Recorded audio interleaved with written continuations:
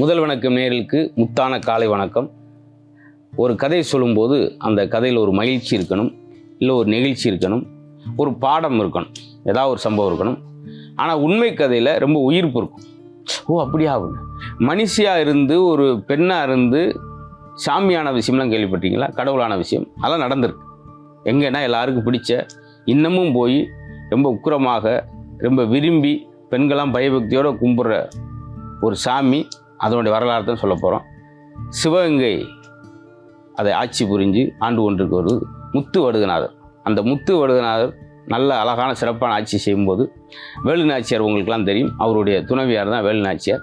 British அரசை எதிர்த்து முத்து வடுகநாதர் மிகச்சிறந்த ஆட்சியை செய்யும்போது பிரிட்டிஷ்காரங்க இவருடைய ஆட்சி வன்மையும் அதே நேரத்தில் அந்த வீரத்தையும் பார்த்துட்டு எப்படியாவது இவருடைய அராஜகத்தை முடிக்கும்னு சொல்லி முத்து வடுகநாதரை பிரிட்டிஷ் அரசு முடிச்சு வைக்கிறது. அவருடைய மனைவியாக வேலுநாச்சியார் சோர்ந்து விடாமல், பெண் என்று கூட சோர்ந்துடாமல் அந்த பகுதியில் உள்ள வீரதீரர்கள்லாம், அதே நேரத்தில் மருதுபாண்டியர் பார்த்தீங்கன்னா காட்டுக்குள்ளே போய் புலியோட சண்டை ஓட்டு, இவங்க துப்பாக்கியோடு போன வெள்ளக்காரர், பெரிய மருது என்பவர் புலியோடு சண்டை ஓட்டு புலிப்பல்ல பிடுங்கின, இதெல்லாம் கேள்விப்பட்டு வேலுநாச்சியார் அவர்கள் இப்படியாப்பட்ட தளபதியெல்லாம் நம்ம கூட இருக்குன்னு சொல்லி அவங்கள சேர்த்துக்கிறாங்க. அவங்கெல்லாம் நல்ல ஆளுமையான ஆளுக்கெல்லாம் கூட சேர்த்துட்டு ஆட்சி செய்யும்போது பிரிட்டிஷ் அரசு வேலுநாச்சியாரையும் அரெஸ்ட் பண்ணி அவங்களையும் கதையை முடிக்க நினைக்கும் போது வேலுநாச்சியார் மருது சகோதரை கூப்பிட்டு கொண்டு திண்டுக்கலுக்கு பயணம் செய்கிறாங்க.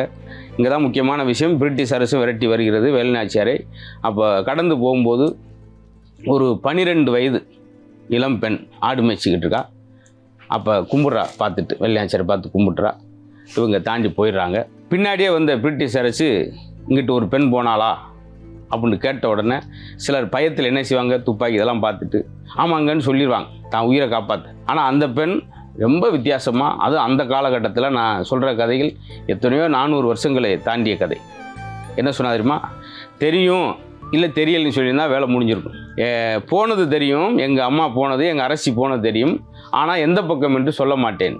இப்போ தான் அவனுக்கு உச்சக்கட்ட கோபம். ஓஹோ அவ்வளோ ஆணவமா அவனுக்கு சொல்லி நீ சொல்லலைன்னா உன்னைய தலையை துண்டிச்சிருவோம். அதுக்கு அந்த பிள்ளை பயப்படலை, கையை மட்டும் துண்டிக்கிறாங்க, கதறுது, ஆனால் சொல்லலை. இப்போயாவது சொல்லு, காலை வெட்டுறாங்க, சொல்லலை. அடுத்தடுத்து ஒரு பகுதியாக கோவப்பட்டு உச்சக்கட்ட கோபத்தில் தலையவே துண்டிக்கிறாங்க பிரிட்டிஷ் அரசு. அந்த படை வெட்டுப்பட்டு அந்த இடத்தில் உடையாள் என்ற பெண் பேர் வெட்டுப்பட்டு விழுந்ததால் வெட்டுடையாள். இன்னும் சிவகங்கையில் வெட்டுடையாள் காளி அப்படின்னு சொல்லலாம். அந்த பகுதியில் ஒரு 5-6 மாவட்டங்களுக்கு ரொம்ப பிரசித்தி பெற்றது. சென்னையிலேருந்தே நிறையா போய் வழிபடுறவங்க உண்டு. அந்த வீர தீரமுக்கு அந்த பெண்ணுக்காக கொடுக்குற மரியாதை மட்டும் இல்லை, நேர்மைக்காகும். தான் நாட்டு அரசியை கூட காட்டி கொடுக்காம இருக்கிற விஷயம்.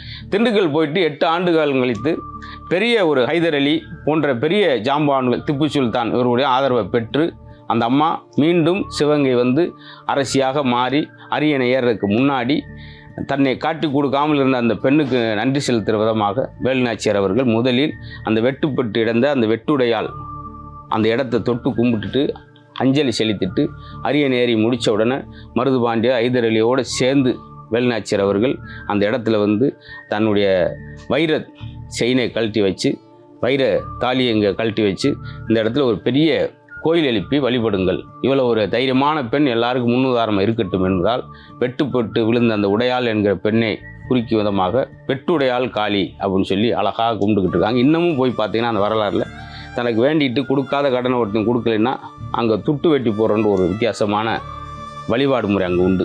இதை பார்க்குறப்ப, இந்த வரலாறு கேட்குறப்ப இப்போ உள்ள தலைமுறை குழந்தைகளுக்கும் ஒரு வீரியம் வரும், ஒரு வீரம் வரும். இப்படிலாம் இருந்திருக்காங்க. அது இந்த காலகட்டத்துக்கு இந்த கதை ரொம்ப அவசியம்.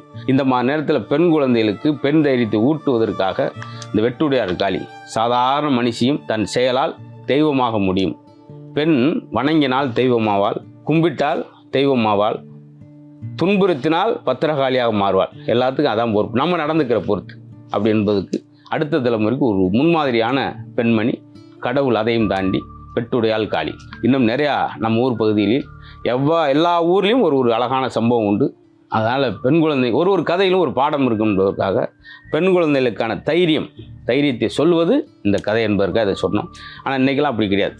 அவளை தைரியமாலாம் பார்க்க முடியாது, அசால்ட்டாக சொல்லிடுவான். சாரே இப்படி பாடம் நடத்தும்போது கிறிஸ்டி வாத்தியார், இந்தியா இங்கே இருக்கிறது, இவனுக்கு தெரியலன்னு சொல்லியிருக்கலாம். தெரியலை. ஆனால் எப்படி சொல்கிறேன் தெரியுமா? என் தலையே துண்டானாலும் என் தாய் நாட்டை காட்டி கொடுக்க மாட்டேன். ஏண்டா மேப்பில் 1 மார்க்குன்னா காட்டி கொடுக்கும். இப்படி சொல்லி சமாளிக்கிற ஆள் தான் உண்டு. இப்படி தைரியத்தை எங்கேயா பார்த்துருக்கீங்களா?